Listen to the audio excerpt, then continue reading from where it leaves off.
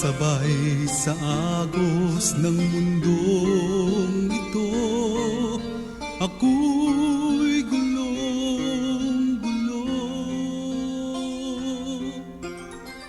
Tuburan sa panalangin, kini nga programa gimugna sa East Coast Gospel Mission. Alas 6 hangtod alas 6:30 matag adlaw. Aron ikaw matabangan nga maangkon ang tinuod nga kalipay, katagbawan ug kasiguruhan sa kinabuhi, ug nga kahatagan sa kasulbaran ang naghingapin nga mga kabalaka, problema, mga pangutana nga sa dugay ng panahon nakahasol pag-ayo kanimo. Busa paminaw ug sa Dios ikaw panalanginan. Okay, dalaygon ang Dios sa adlaw karon nga gitugot na usab niya kanatong tanan. Higala hag sukit tig paminaw, maayong tag kaninyong tanan ang akong mga panghinaot, mga handom. Nya unta kamong tanan nga nagamonitor karon ana sa maayong kahimtangan. Og niini karon higayon usa ka pribilehiyo na usab nga gitugot sa Dios kanato na makahimo kita padayon sa pagpamalandong sa iyang balaan nga mga pulong. O niini karong higayon magatugyan una kita diha sa Dios pinaagi sa pangamuyo. Amahan o Dios nga langit nun, salamat jud sa oportunidad nga gihatag na usab kanamo nga makabasa kami o makapamalandong na usab diha sa balaan nimong pulong. Hinaot pa o Dios nga makakaplag kami og kaluoy o grasya diha sa imong mga mata samtang kami magpadayon sa pagpamuhat o niini nga adlaw karon gilauman ako Ginoo nga unta ang tanan nagapaminaw imong i-bless panalanginan nimo o Dios ang matag usa, especially ni adto nga mga katawhan nga padayon gyud nga nagahigugma o sunod naga-follow og God niini nga maong buluhaton. I pray for your special blessing nga ipatagamtam nimo ngadto sa matag usa.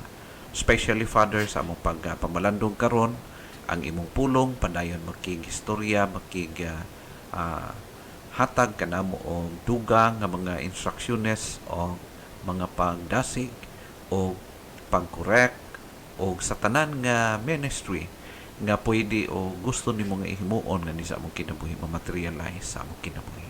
Kinigitungyan uban ang pagpasalamat niya kanimo sa ngalan ni Jesus nga among Dios manluluwas. Amen. Salamat sa oportunidad nga diin kita karon makapadayon na usab sa paghimo sa buluhaton o standby pipila lang ka mga minuto. Ako magapakig-uban kaninyo sa atong pagpamalandong o hinaot pa nga ang pulong sa Ginoo karon magahatag og dugang pagpahinumdom kanato concerning sa ato ang pagkinabuhi diha sa pagpangalagan sa Ginoo. Matag usa kanato sa dihang kita tinuoray nga nagtugyan sa atong kinabuhi kay Kristo, gitawag kita og mga Kristohanon, gihimo kitang sakop diha sa lawas ni Kristo, apan hinumdumon nato igala nga ang Dios aduna siya'y specific nga tawag alang kanato ug kana maong magkinabuhi kita nga haom diha sa atong pagkatinawag. Ingon nga sakop diha sa lawas ni Kristo. We must live appropriately with our calling. This time atong basahon ang passage nga atong pagtan-aw dinhi sa Ephesians chapter 4 verse 11, starting in verse 11. And he gave some apostles and some prophets and some evangelists and some pastors and teachers for the perfecting of the saints, for the work of the ministry, for the edifying of the body of Christ, till we all come in the unity of faith and of the knowledge of the Son of God, unto a perfect man, and to the measure of the stature of the fullness of Christ, that we henceforth be no more children, tossed to and fro, and carried about with every wind of doctrine, by the sleight of men and cunning craftiness, whereby they lie in wit to deceive. In verse 15, but speaking the truth in love may grow up into him in all things, which is the head, even Christ, from whom the whole body fitly joined together and compacted by that which every joint supplieth, according to the effectual working of the measure of every part, maketh increase of the body unto the edifying of itself in love. How to live appropriately with our calling? Natun-an nato in the past. Number 1, makita na sa verses 1 down to verse 2, by walking in unity. Ingon nga usa ka lawas diha ka Kristo, nahimo kitang sakop diha sa pamilya sa Ginoo. We need to walk in unity. Number 2, by preserving unity. Dili lang maglakaw kita diha sa panaghiusa, but mutabang kita sa pag-preserve sa panaghiusa. Dili kita ang mubungkag, muguba sa panaghiusa. Ha? Ang ikatulo, by yielding the Holy Spirit's influence. Atong sundon, tumanon ang pag-influence sa balaang Espiritu nga sa atong kinabuhi. We need to be teachable and ready to obey. Okay? Makita na to sa verses 7 down to verse 10 atong natun-an. Now this time, atong tutukan by cooperating the leadership in the church. By cooperating the leadership in the church. Higala usa siya ka butang nga necessary kaayo sa panaghiusa ang kanang kabalota mo cooperate. No? Kung kinsa ang nag-lead, mo cooperate kita diha sa iglesia kung asa ka nabilong. No? By cooperating the leadership in the church. This is God's plan. Dili ka mo sungag, dili ka mo supak, dili ka mo mahimo nga babag sa buluhaton sa iglesia o sa trabaho sa Ginoo. It's because wala ka gitawag sa Ginoo aron mahimo nga tunok o mahimong babag alang sa buluhaton, but instead aron mahimo kang panalangin diha sa grupo. Mao kana siya atong timan-an.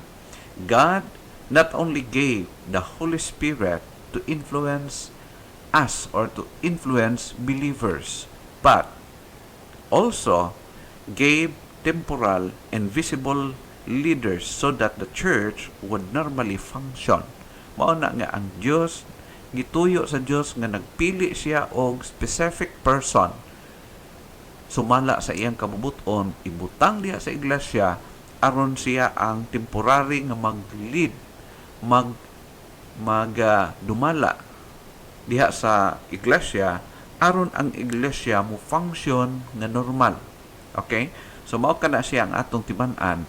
O but ingnon kung adunay leader naa siya'y lead o kinahanglan nga ang tanan nga sakop musunod og muobey aron nga mahimong normal ang function diha sulod sa iglesia. Christ gave gifted people to the church as gifts to the church. Remember, it is God nga nag-decide o naghimo niini, naghatag siya tao, mga persons nga diin gisaligan niya sa ihang lawas. Diya sa ato ang ginatawag og local church. Mao kana ang atong makita sa passage dinhi sa verse 11. Ingon siya, and he gave some apostles and some prophets and some evangelists and some pastors and teachers. Ato makita dinhi nga ang Dios nag-decide nga maghatag siya og gasa diha sa iyang iglesia. Diha iglesia lokal aron magdumala alang sa iyang buluhaton o magdumala sa katawhan temporarily samtang dili pa siya nag-abot. Ang una dinhi ang apostles. Mao kini ang mga apostoles, sila ang responsible sa pagpundar, sa pagsugod sa iglesia, nag-refer kini sa pag-start sa church, no?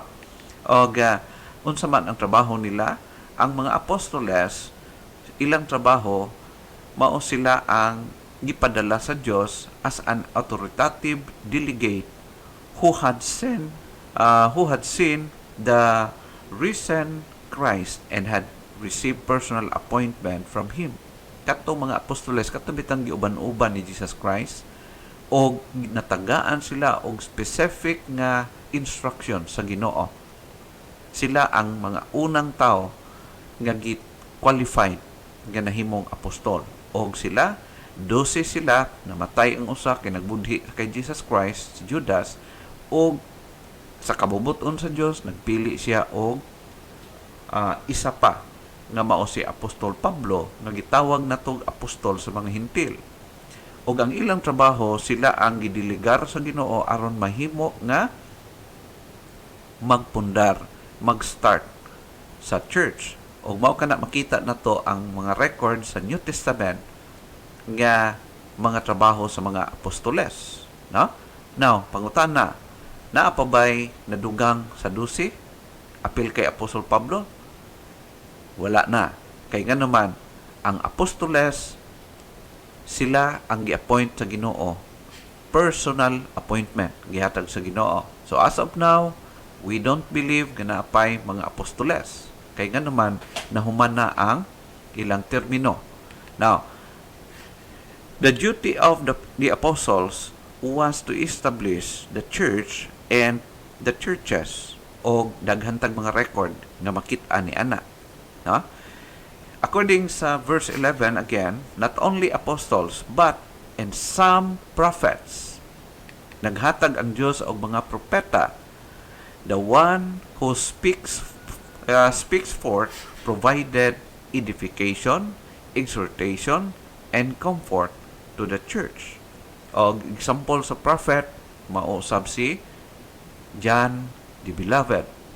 Siya ang nakasulat sa Book of Revelation. And mga katawhan sa Ginoo nga gitagaan niya og kahibalo, gipadayagan niya sa mga butang nga nagasingabot. Now, higala atong hinumdumon nga ang trabaho sa mga prophet is natapos na dinhi sa Book of Revelation. Kung imong tan-awon. And some of them conveyed new authoritative revelation to the church. So during the time, pag wala na si Jesus Christ, it was the prophets nga gibilinan sa gitagaan sa Ginoo pribilehiyo mapadayon ang pag-reveal sa Ginoo sa iyang mga plano.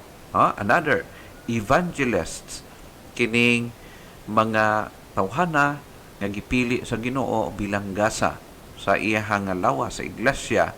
Mga evangelists, sila ang nagawali sa walay kukahadlok, no? They preach the gospel and serve as modern missionaries both at home and abroad. So mao kini ang mga tao nga gigasahan sa Ginoo ni ana. Nga musugot silang magpakaulaw, musugot silang nga pakaulawan, musugot silang muantos for the sake sa pagsangyaw sa pulong sa Ginoo. O dili kini pwede mahimo sa ordinary nga mga tao nga kanang wala gitagaan ni maong gasa. That is the reality. No? So kung naamay mo imitate ni pwede niya i-imitate, pero in reality ang Dios ra gayud ang nag-appoint o naghimo, nagatudlo kanila. In fact, ingon rin sa Ephesians chapter 2 verse 20 ang actual nga ginahimo sa una nga mga evangelists sa gingon. And are built upon the foundation of the apostles and prophets, Jesus Christ Himself being the chief cornerstone. Okay? So, makita na to, ang una nga mga ministers sa Ginoo, iyang nagsugod sa bulhaton, mao ang mga apostoles o ang mga prophets. So, sila ang nagpamuhat pag-start sa iglesia. Okay? Mao kana siya.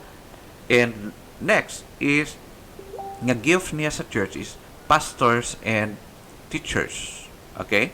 So kining mga persons mao kini ang gipili sa Ginoo o gi-describe sila sa pulong sa Dios sa daghan mga passages to ang ilang trabaho to oversee of local churches who pastor and teach.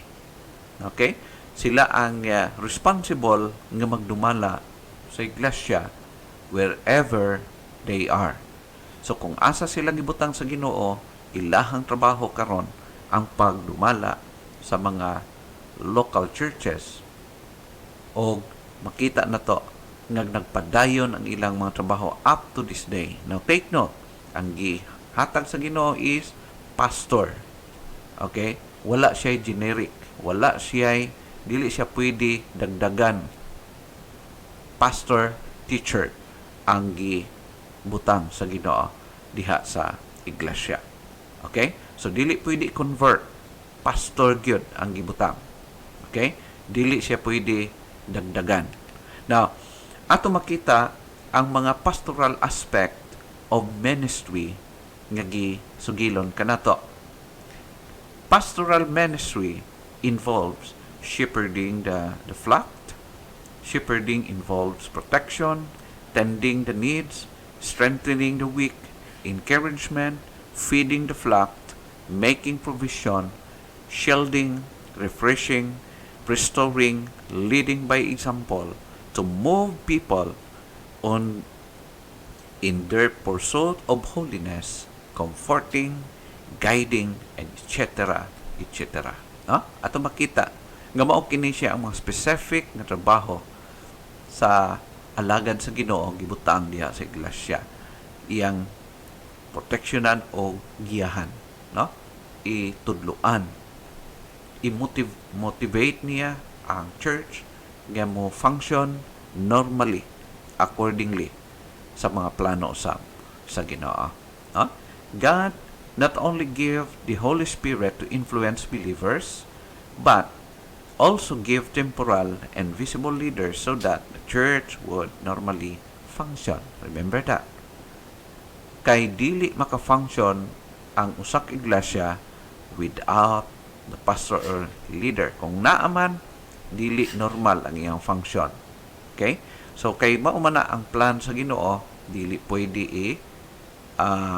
i-improvise, dili pwede. Kay nga naman, kung imong tan-aon, parihagod sa tao, moingon ta nga, ang tao, ang ilakaw niya tiil gyud.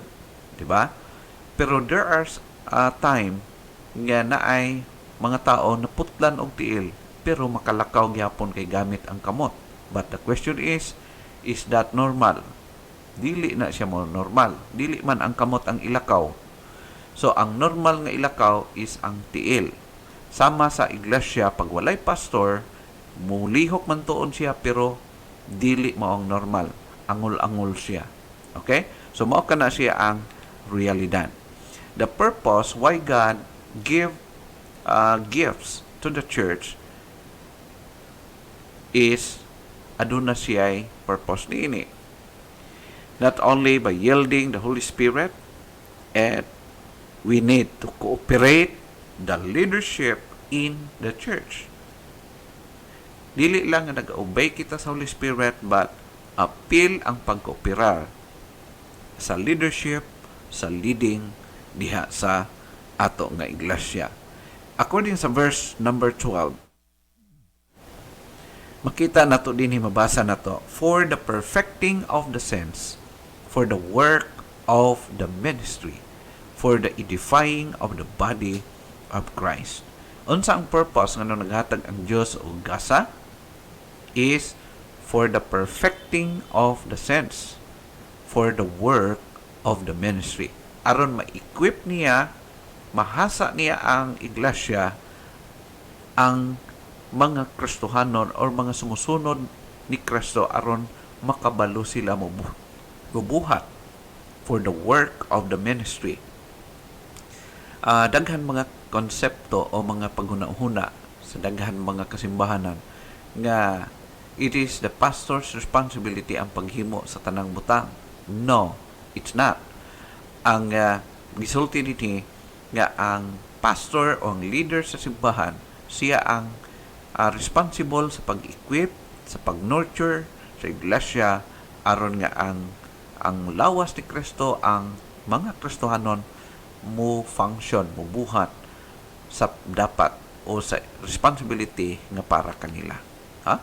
Ato makita, all would be equipped to do the work according to verse number 12. Ma-equip aron makabalo mubuhat sa ilahang responsibilidad. Equipping means preparing, mending, or restoring people to their proper use. Kaya na may mga panahon nga ang mga magtotoo wala mo haom sa dapat nilang trabahoon, mo function sa dili nilang function. So atong makita dinhi nga it is the pastor's responsibility nga ibutang sila sa asa sila dapat. The role of pastors is to minister the word to the believers in the church, so the believers can minister the word in the world. Okay? Mao kana siya. Hinumdum na to igala Christian nga bawat isa sa atoa naatay specific ug lahi nga mga responsibilidad nga dapat natong gampanan aron nga mahimo nga nindot ang dagan sa iglesia o ang pagpanaksihon niini sa pulong sa Ginoo. Means to say that all believers should participate in service, not just the leaders. Isa-isa kita adunay responsibilidad, pribilehiyo, and aduna kitay accountability at tubangan sa Ginoo sa katapusan. Ikaduha ito makita, all would grow and be built up. Magtubo kita, maglambo kita sa atong pagtuo, magligon kita o mapundar kita. Sumala pa sa atong basa, for the edifying of the body of Christ, aron ma-build up, maligon ang lawas ni Kristo. Not only that, ikatulo, all would become more Christ-like. Of course, kung magtubo ka, mag-mature ka, muliwat ka ni Kristo. Okay? Kung sa una, palaaway ka, mausab ka, di nakapalaaway. Kung sa una, badlungon ka, dili nakabadlungon. Kaya nga naman, nagtubo, mangga, parehagod sa usa ka bata. Pag ang bata, dili siya mo-grow, magpabilin siyang bata, magbinata gina siya. Pero pag ning-grow ka, nag-mature ka, kabalo ka na mo adjust, kabalo ka na magkigharong sa uban nga dili ka mahimong problema. Okay? So mao kana, all would become more Christ-like. Si Kristo ato makita nagipakita niya ang matured na klase nga pagkinabuhi. And ang tawag sa Dios kato nga mag-grow kita, mature kita sama sa kang Jesus Christ. Ingon sa verse 13, till we all come in the unity of the faith and of the knowledge of the Son of God, unto a perfect man, unto the measure of the stature of the fullness of Christ. Take note, ato makita nga anton makaabot kita sa tinuod nga sukdanan, mutubo kita, muhamtong kita diha kang Kristo. God wants to reproduce in His followers the character of His Son. Gusto gyud ang Dios nga dinhi sa atong kinabuhi unta mo improve ta, muliwat ta sa kinaiya sa iyang anak nga mao si Ginoong Hesus. Kumusta higala? Ang kinaiyahan ba ni Kristo nakaturok na ba o na manifest na ba nga sa atong mga kinabuhi? Ang iyang pagkamayugmaon is love, genuine love. Okay? Ang tinuod nga paghigugma, His kindness, mao kini ang kinaiyahan nga gusto sa Dios mo replika nga sa atong kinabuhi. His love, His kindness, His compassion, His holiness, His humility, his uh, unselfishness. Dili niya gitanaw ang iyang sariling kapakanan but ang uban. Okay? His servant attitude and his willingness to suffer wrongfully. Willing nga moantos bisan nga napagkamalan lang. Willing siya na. His ability to forgive and so much more that characterized his life on earth. Ang kinaiyahan ni Kristo nga perti ka nindot og kadato gyud nga mga kinaiyahan. Nga gusto sa Dios nga unta maania kanato, no? Muliwat kita. No? So mao kini siya ang gusto sa Dios alang kanato. Ikaupat, all would be more stable in faith. Nga ang bawat Kristohanon unta mahimo tang stable diha sa atong pagtuo, dili kanang ginatawag nato nga unstable klase nga faith. According sa verse 14, that we henceforth be no more children, tossed to and fro, and carried about with every wind of doctrine. Dili ka ng paling-paling bitaw nga klaseng Kristohanon, nga miskin asa siya mutapot. Kung asa siya, bisag asa siya, dili siya ka-identify kung unsay tama, kung unsay dili tama. Para siya okay tanan. Dahil hinumdum mo na ito igala, we need to grow. Kinahanglan sama sa bata, no? Ka ang usa ka bata, nga bata pag yun, di na siya ka-identify kung unsa tong limpyo o unsay hugaw. Ang mga bata, pag pasagda na nimo, makakita na siya iti sa manok, kauno na niya, tilawan na niya, kay wa siya kabalo kung kana limpyo, makaon ba o dili.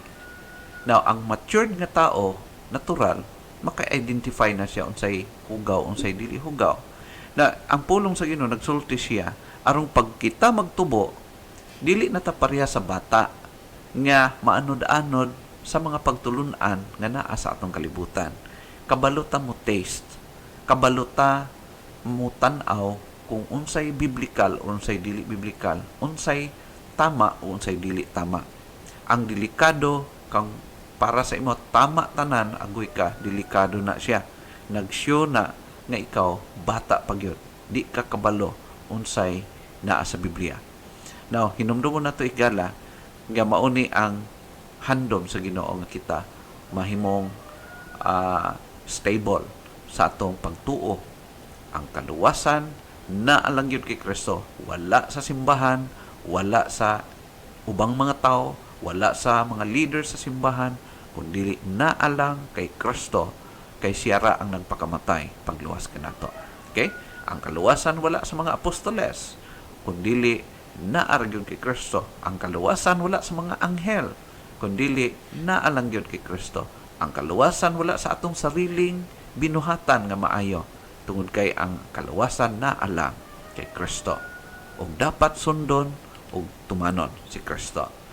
Ikalima, all could apply truth in both speech and conduct.